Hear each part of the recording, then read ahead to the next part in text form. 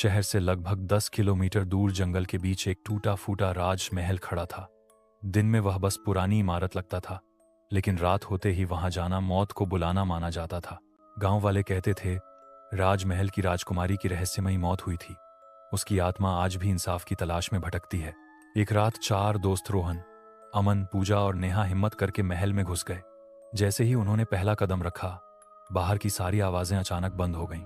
अंदर दीवारों पर लगी तस्वीरों की आंखें धीरे धीरे उनका पीछा करने लगीं।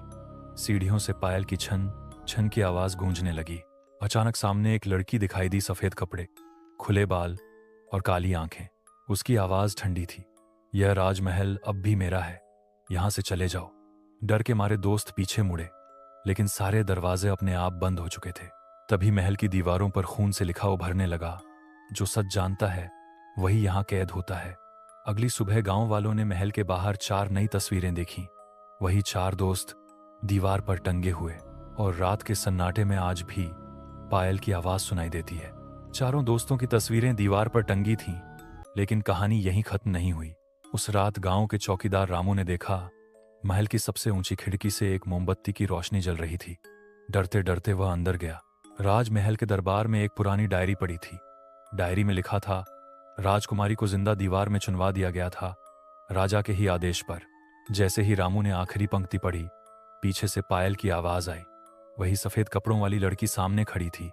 उसने कहा, मुझे इंसाफ नहीं चाहिए, मुझे सच याद रखने वाले चाहिए। अचानक महल की दीवारें कांपने लगीं।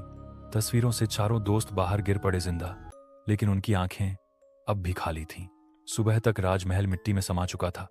अब वहां सिर्फ एक मैदान है, लेकिन आज भी रात के 3 बजे उस मैदान से आवाज आती है, राजमहल अभी खत्म नहीं हुआ।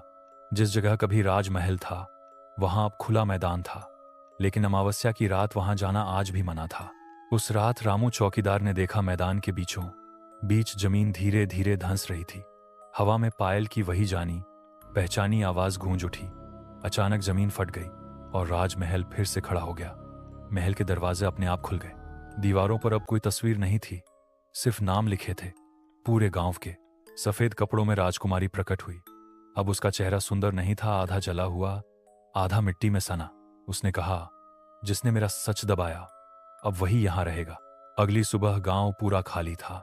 कोई लाश नहीं, कोई निशान नहीं, बस मैदान में खड़ा था वही राजमहल, और मुख्य दरवाजे पर खून से लिखा था, राजमहल अब नया शहर है।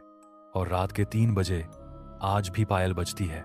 गांव के गायब होने के 3 दिन बाद सरकार की एक टीम उस जगह पहुंची जहां पूरा गांव था।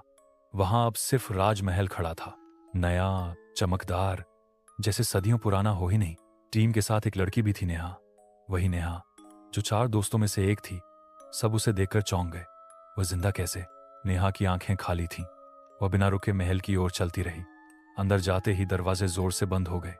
दीवारों पर नाम बदल चुके थे, अब सिर्फ एक नाम चमक रहा था, राजकुमारी नेहा।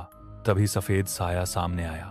पुरानी राजकुमारी मुस्कुराई, हर राजमहल को नई रानी चाहिए। नेहा का शरीर हवा में उठने लगा। उसकी चीख पूरे महल में गूंज गई। बाहर खड़ी टीम ने सुना पायल की 2 आवाजें। अगली सुबह महल फिर गायब था। मैदान में सिर्फ एक पत्थर पड़ा था, जिस पर लिखा था, राजमहल कभी खाली नहीं रहता। जिस जगह राजमहल था, वहां अब सिर्फ सन्नाटा था। लेकिन हर अमावस्या की रात लोग देखते थे जमीन पर लाल पायल के निशान। एक रात एक बच्चा खेलते खेलते बोला, माँ, वो रानी मुझे बुला रही है। उसी रात आसमान में बादल बिना हवा के दौड़ने लगे। मैदान के बीच से फिर वही महल उभरा। इस बार बालकनी में नेहा खड़ी थी, सफेद नहीं, राजसी कपड़ों में। उसकी आंखें अब इंसानी नहीं थीं। उसने कहा, पुरानी रानी को इंसाफ मिला, अब मेरी बारी है। अचानक पूरे इलाके की लाइट बंद हो गई। जो लोग महल को देखने आए थे कभी लौट कर नहीं आए। सुबह मैदान खाली था, लेकिन गांव के नक्शे में एक नया नाम जुड़ चुका था, राजमहल नगर। और नीचे छोटे अक्षरों में लिखा था, यहां बसने के लिए हिम्मत चाहिए और लौटने की उम्मीद छोड़नी होगी।